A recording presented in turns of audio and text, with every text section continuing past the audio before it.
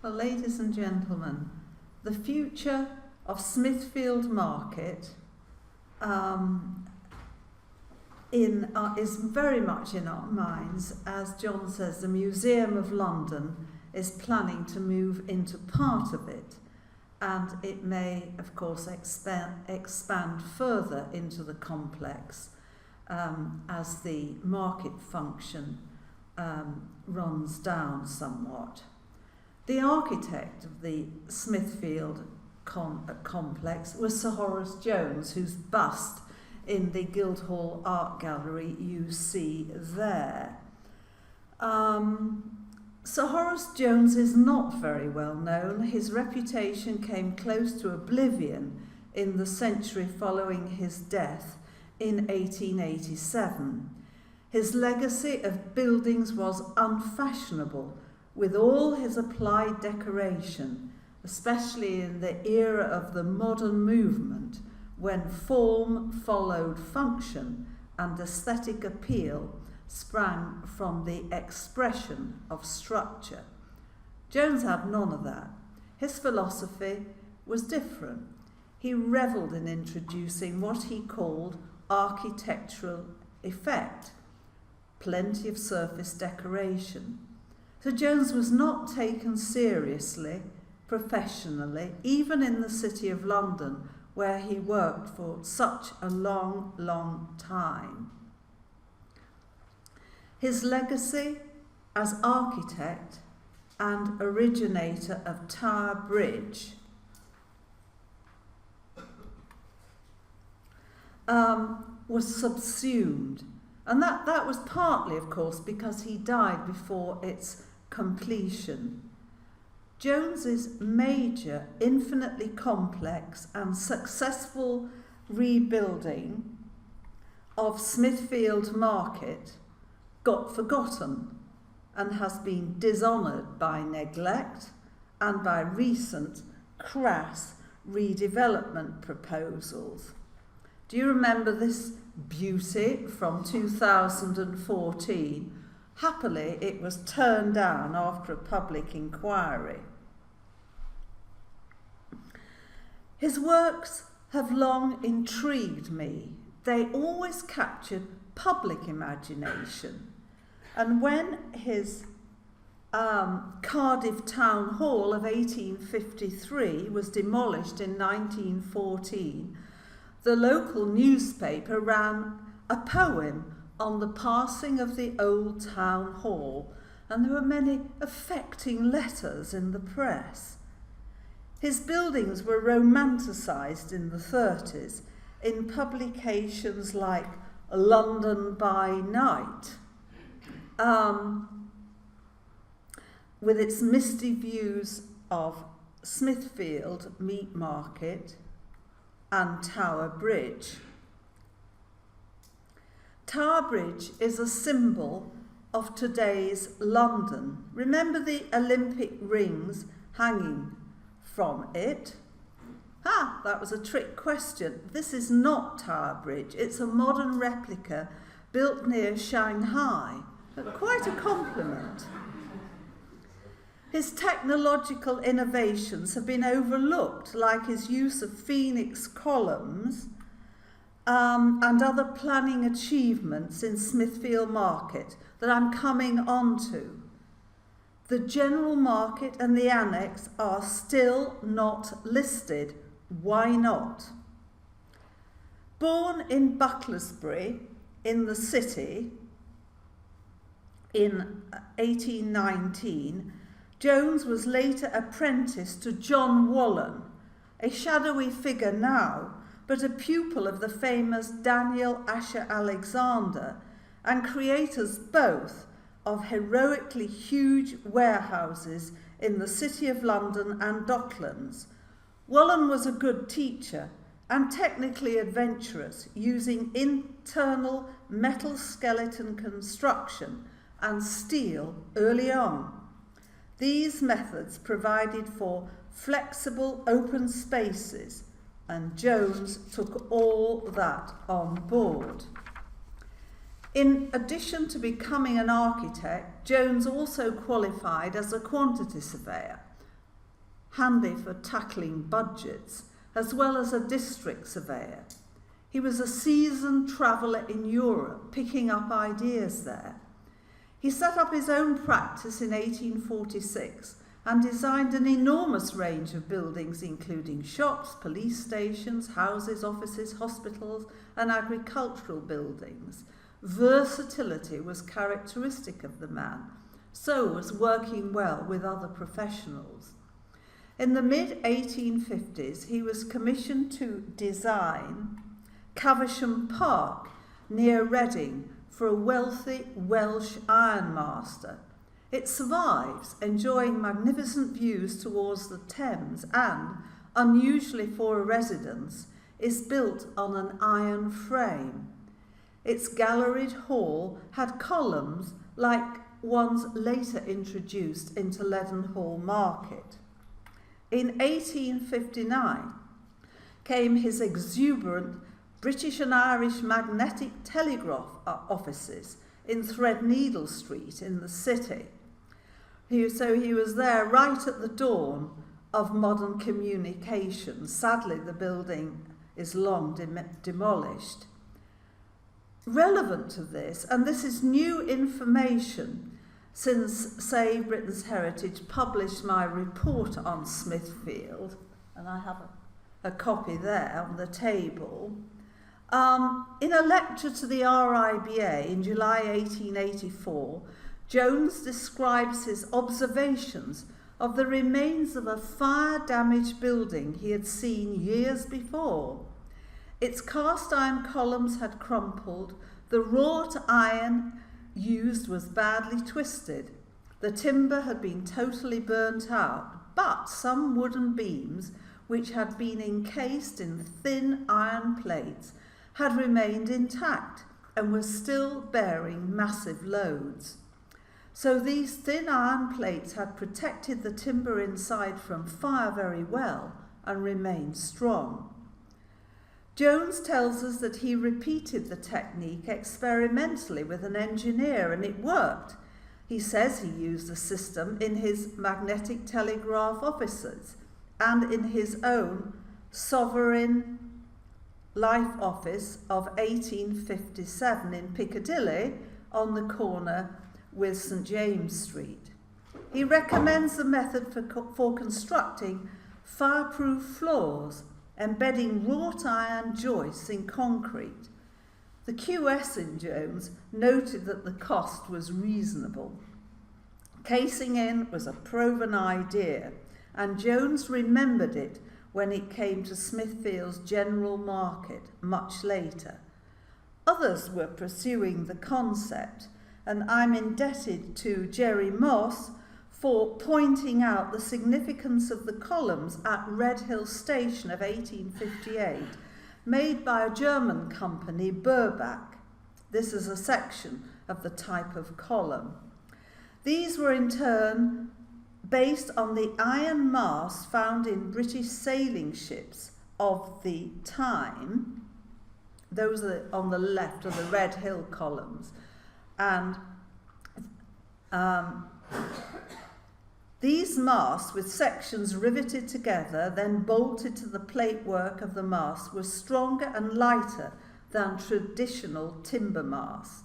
They had been the invention of a British naval officer, Edward Reed, pictured here, who was architect to the Royal Navy, and it's just possible that Jones actually knew him. Reed's idea was patented by American Samuel Reeves and went into mass production in the US in Phoenixville, Pennsylvania in 1862. Their columns were actually hollow inside, but filled with cement to deter rust, so you could actually do away with the internal structure.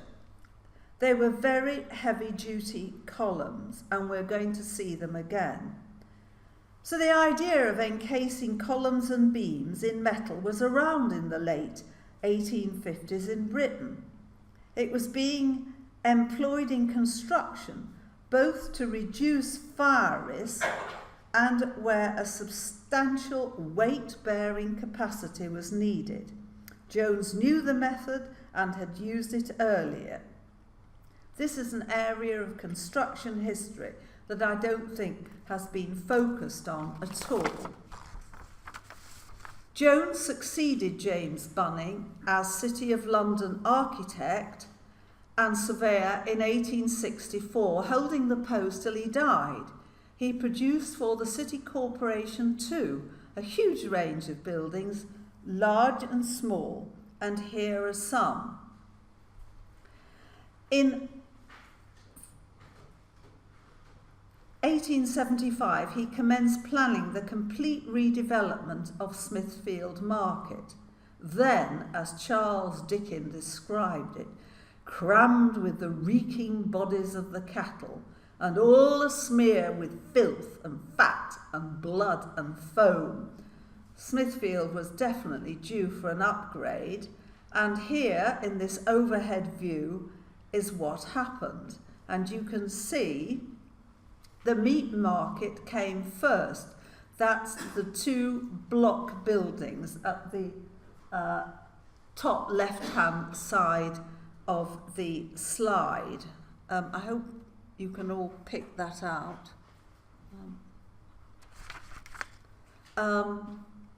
And then comes the Poultry Market, which is the third one along, and in the front, facing what is now Farringdon Road, is the General Market.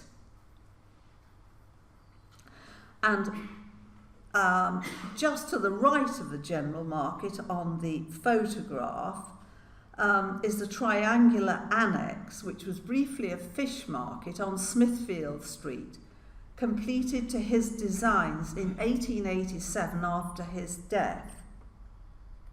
And I think you can see the panorama quite clearly in this map. Right at the top, slanting across up to the right-hand side, you see the meat market, then coming left, the poultry market, then left again, the general market, and just below the general market you see the little triangular annex, which is a very interesting building in its own right and part of the Smithfield complex.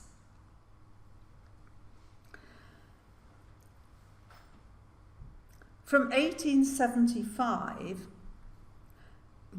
and this is a panorama of the whole complex. Looking to the left-hand side of the photo, you see the poultry market, and beyond that the towers of the meat market. Right in the middle is Hart's Corner, at the corner of the general market, but facing Farringdon Road, and then to the right, imaginatively pushed more prominently than it is the tiny annex.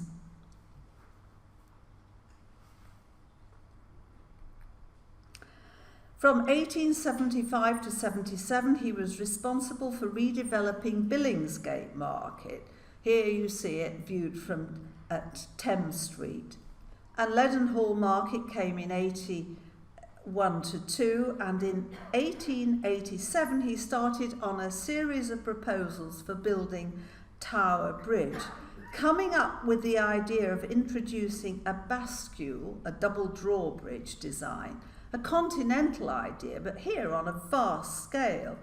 These proposals were revived in 1884 with Sir John Wolfe Barry as engineer. Tower Bridge was completed in 1893 after Jones's death and opened by Queen Victoria. Tower Bridge is one of the earliest steel-framed buildings in London. Steel had gained acceptance for skyscrapers in the US, and although the earlier wrought iron was in many ways a better product, less prone to corrosion, it was complicated and more expensive to manufacture, hence the use of steel, and steel manufacturing by this time had improved. Tower Bridge had to be clothed in stone and Gothic in style at the insistence of Parliament, so as to accord with the Tower of London. but it is really two early tower blocks linked by a bascule bridge and with suspension bridges on each landward side. And there you see a glimpse of Tower Bridge, and the two can be interesting viewed together, and they are very cohesive despite the different scales. In 1882, Jones became president of the RIBA, where he was a frequent lecturer. He was knighted in 1886, a year before his death. He's buried in a grave, probably of his own design, in West Norwood Cemetery. So let's look at more detail of these market buildings. I mean, one doesn't always think of markets as being particularly interesting or prestigious, but they do present particular design issues, especially in terms of keeping them cool but acceptable for humans to walk around in. This is Billingsgate Market. Viewed from the riverside, there was a pre-existing wholesale fish market on this site, but large-scale renewal was called for, and Jones used his favourite Italianate style. It was very difficult to find firm footings in the ground and get good access, but Jones managed it. A groined and brick-vaulted basement was created with the market floor at street level. Shellfish was sold in the cool basement with sale stands arranged above, plus storage space. In the gallery, the dried fish market was held. You could take a little bit more heat up there. Hydraulic lifts were installed for loading and unloading fish. Jones could always be relied on for very good servicing. Lighting and, above all, cooling ventilation was essential. Note the complexity of the roof design with Jones' favourite system of louvers in these pre-refrigeration days, and that's looking on top of the roof. The festive character of his building is overt with jolly, gilded, dolphin-topped weather vanes. You can just see them glittering across the river. It's a rare modern building that attempts this level of humour. The manner could be misunderstood as somehow superficial, but I think in today's world, Piers Gough and Terry Farrell manage it extremely well. Jones provided for the continuation of the traditional fish dinners in the corner pavilions, with two pubs on the riverfront. Human considerations were important to Jones. He was a great bon viveur. Revenues rose after Billingsgate's completion, reported Jones with satisfaction to the City Corporation. Leadenhall Market, dating from 1882, is tucked away south of Leadenhall Street in the heart of the city. It's a retail market. Built over the medieval crooked cruciform street plan, James created a series of arcades over the lanes with iron and glass roofs on giant ionic columns. You can just see one to the right there. The sort of thing he'd used at Caversham. And there's another view of the crossing in the market. There are handsome shop fronts with elaborate pediments and decorative panels, and an ornamental frieze runs along the arcades below the cornice. Over the main crossing is a lofty dome, 44 feet in diameter, divide by 3 for metres, where the lanes intersect. Jones made splendid use of this opportunity to create what is now called a destination shopping precinct. As a retail market, this is a building that sets out to engage with the public, to entice and charm them in. And there are, of course, 2 pubs to keep you there. The replanning of Smithfield was an immense, complex exercise, beginning with the meat market shown here, divided into 2 halves by a central avenue, with stalls on either side inside. The interior is separated by gangways for moving meat on barrows. It shouts city pride with its vigorous embellishment. The arch over the roadway that we saw in the first slide of Smithfield is also a practical reason for a break in the rhythms of this long facade. Primarily, it's a wholesale market. Smithfield Poultry Market came next. Sadly, it was lost in a fire in 1958. The interior arrangements, Jones thought, were more conveniently organised here than in his previous meat market. The long corridor was replaced in favour of stands divided by north, south, east, west passageways. He was always meticulous in his planning and willing to consult, and he created buildings that worked and work today. Smithfield General Market came last. You've seen this before. Completed in 1883, this facade faces Farringdon Road, a main route into the city. And I would argue this forms the flagship for the whole of the colossal Smithfield endeavour. It's not a later add-on. Hart's Corner, seen in the middle here, was bombed in the war, but it occupies centre stage, with the poultry market to the left and beyond, left of the side of the slide, the meat market, all pinpointed by eye-catching corner towers that also stabilise the long, narrowish structures. The long facade to Farringdon Road was to acquire a conical tower at its south end that's not actually shown on this early drawing. The tower was built, but it was lost in the war, but the drawing of it remains, and there are photographs too. And this tower, in turn, answered the tower at the apex of the smaller annex I've mentioned. Here is the annex building with its lively pyramidal roof across the road on Smithfield Street. The General Market, originally planned for fruit and veg, was eventually to be built with a dramatic glazed lantern roof structure. You can see it here to the right of Hart's Corner Tower.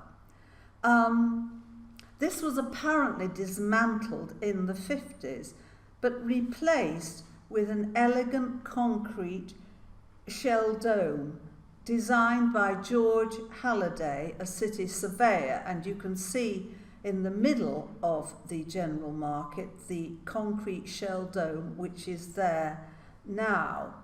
Poultry Market to the right top was replaced after a fire in 1958 by the present listed T.P. Bennett Market of 1962, it's listed grade 2, with its very striking hyperbolic paraboloid roof. And this is Hart's Corner in its heyday in 1895, showing the long ranges of coordinated buildings and towers. Roofscapes, skylines and silhouettes were key to Jones's architecture. The rhythms are established by the bay's vibrant civic sculpture and inviting entrances. The planning issues at Smithfield were multitudinous. Roads around the markets had to be reorganised and some buildings demolished. Jones had to manage changes in levels because of a steep fall in the land towards Farringdon Road, which is the line of the old Fleet River. Though to work well, all the market floors needed to connect through at roughly the same level. A railway had earlier been constructed under part of the site. You can pick it out in colour, still there. And Jones's approach was to enlarge the underground development next to the railway by creating a huge basement with the market hall built up above. The basement and railway were accessed by a road sloping down from the corner of Farringdon Road, and the building on the left is the one that should have a conical tower, and you can just pick out the sloping road to the basement in the middle. This new basement had been earlier constructed under part of the site. The new basement offered useful vaults for market storage. And you see at the top of the slide a detached arm which was filled with retail shops, quite an innovation. The square market hall below was constructed on a wholly different alignment, oriented to Farringdon Road and raised up on one side to achieve that level through access that had to be obtained. And the long semi-detached arm of retail shopping was continued all the way round the building. The retail element was innovative, borrowed from his experience at Leadenhall Market, and formed a useful business outlet for small and leftover cuts of meat that were sold to the public. That's the inside of the market hall as it is today, and viewed from across the road from Holborn Viaduct. It looks a bit incomplete, but I stress that the conical tower is not there anymore. But how was the enormous weight of the market structure to be supported, and without the forest of columns then ubiquitous in large halls? The railway below precluded the use of many columns penetrating down. Cast iron was really reliable only in shortish lengths and was utilised in the basement in part. But wrought iron columns were stronger in longer lengths, more flexible if vibrated right next to a railway, and much more fire resistant. And the type of wrought iron columns introduced by the Phoenix Company in the US made them ideal for Smithfield. These columns, cross sections here, comprise curved circular components built up of 4, 6 or 8 flanged sections, all riveted together. The flanges were bolted together to form a circle. Usually, the hollow columns were filled with cement to stop rusting. They were immensely strong, relatively light, and could rise to great heights, carrying huge loads. Only 16 columns, and I've counted them all up, support the general market superstructure, some 80 feet at its highest. The Smithfield columns are truly hefty, consisting of 8 segments and vertical thickening pieces as well. Jones added decorative capitals, reflecting the original purpose of the market as a fruit and veg market. You see the leaves on the capitals, whereas Phoenix columns in the US were always treated as unadorned structural components. Phoenix columns were by now in full production in the US for large-scale infrastructure projects. There were publications like The Builder and the Building News here describing and illustrating these. International communications by telegraph enormously speeded the spread of knowledge, in which Jones had played a role earlier with his magnetic telegraph building. Phoenix columns performed outstandingly well in scientific strength tests in the US conducted by the US government, are much better than those of rival companies, and the Builder gives the results of all these tests. Remember too, Jones had in mind the shock waves from the tragic Tay Bridge railway disaster here. A key factor in Jones' choice of columns must have been the success of the New York City elevated railway, completed just before the General Market in 1878-9. These Phoenix columns were immensely tall, carrying trains skied up 57 feet above Manhattan. Here you see a photo taken at 110th Street and 8th Avenue, the junction. The Phoenix Company were the contractors here. The railroad was big news, with articles and photographs in journals the world over.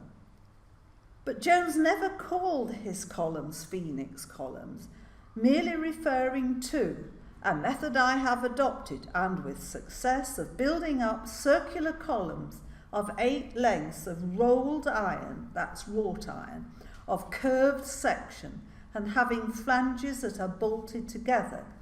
By this means, longer and stronger supports are obtained than would be possible by means of casting, that's cast iron. But where were Jones' columns manufactured? Kirkcaldy's testing works for establishing load-bearing weights for columns, set up in 1874, still exists in Southwark Street as a museum, but its strength tests could not accommodate the very long 28 feet columns Jones employed in the General Market, and Jones had to be sure of length and strength. Were they from Germany, from Burbach's? More likely, hence the non-mention of Phoenix. They're not from Belgium, whose products were suspect in England anyhow, and I've investigated that thoroughly. Don't think they were from the US either. The Phoenix Company Museum has no records of that at all.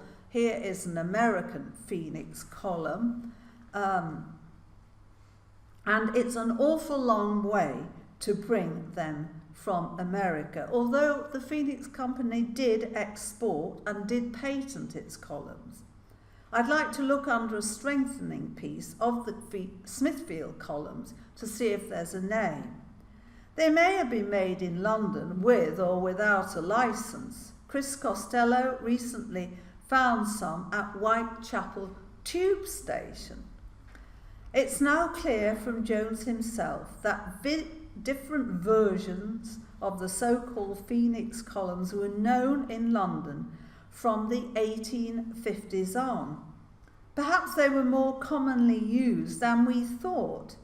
Maybe they have gone unrecognised over time. They were not necessarily a newfangled US import. They were certainly hugely expensive, but the city corporation paid up. Costs had quadrupled by the end of the project. They've been working well for 135 years, holding up the market securely, surviving 2 world wars while trains rattle by, day in, day out, all day, all night now. They should be better appreciated, and the building, the general market, should be listed like the others in the Smithfield group. In the US, surviving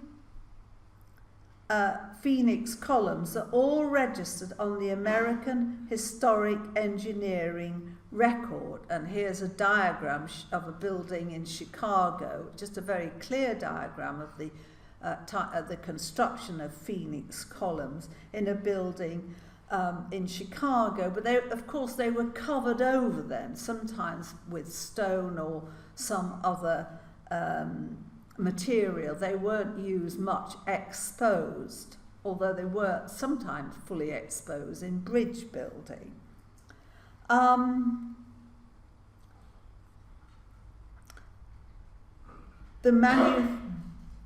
that's another of the Smithfield Phoenix columns. You can see the different segments of which the circular column is composed, all riveted together and going up to the capital at the top.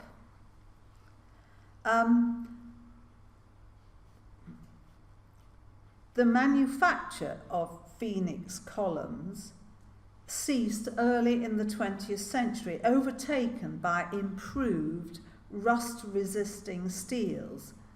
It's been argued that the Phoenix column concept led nowhere, ended and was overtaken by steel, but the idea was a big step on the way to modern building technology, and Jones was in the forefront of that. The flair and light-hearted swagger with which the whole enterprise at Smithfield was completed belies the extraordinary technical and planning prowess employed.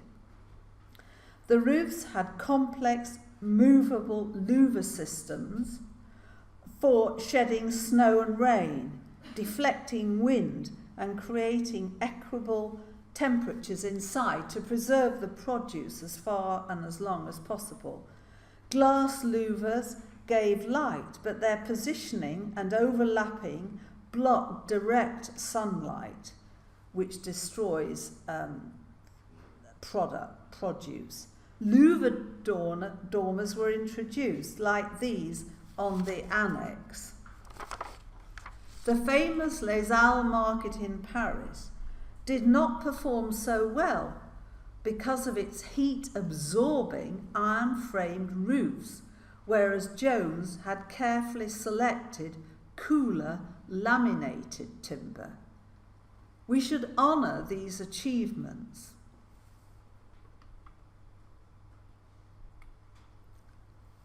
Wartime losses included Hart's Corner, shown here again, and replaced by this, a post-war decent but inexpensive rebuild.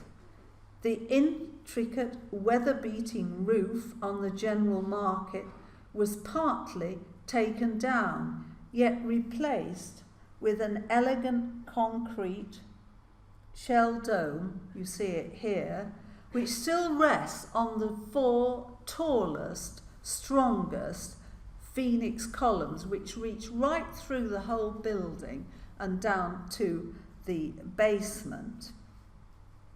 Very dramatic interior view here. The Poultry Market, which burnt down in 1958, was rebuilt, as we saw, by T.P. Bennett, now Grade 2 listed. There has been, now we come on to the present, an architectural competition in the city for adapting the general market for the Museum of London, and a change of heart, a change of view, particularly after the public inquiry I mentioned ruled out wholesale demolition and rebuilding in a very unattractive manner.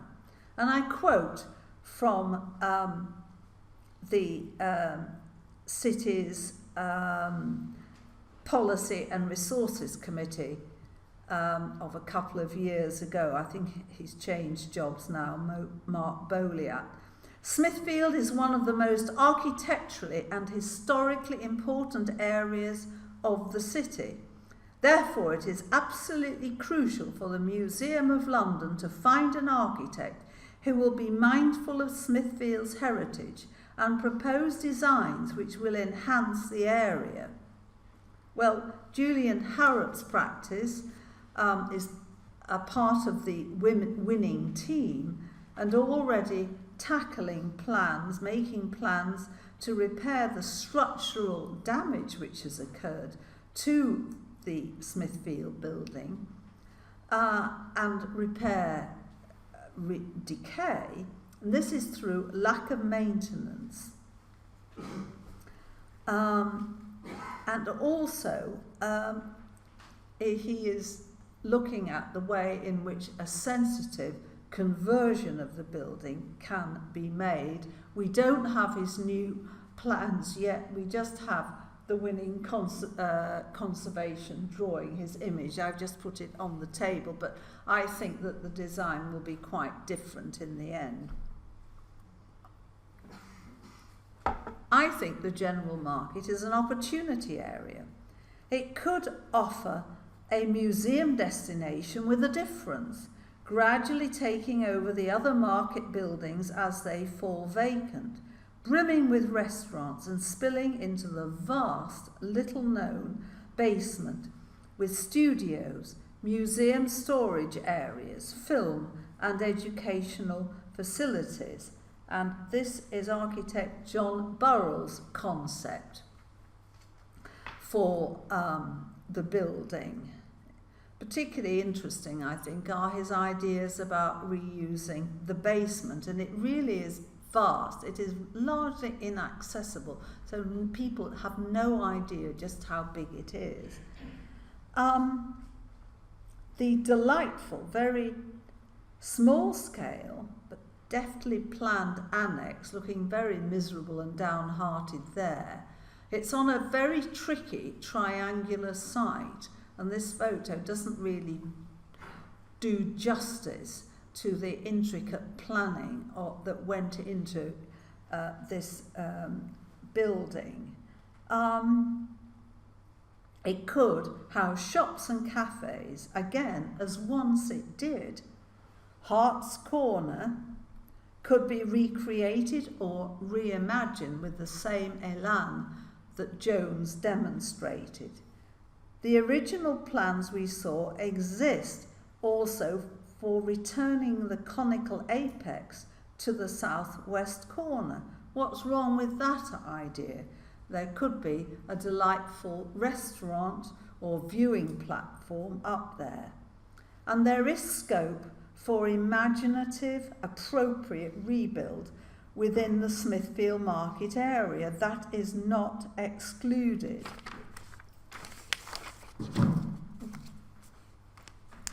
£180 million has been pledged by the City Corporation and Lord Mayor. So a better future promises. Let it be intelligent and sensitive to this important building. We must not lose what Jones created with such imagination and such panache. Thank you.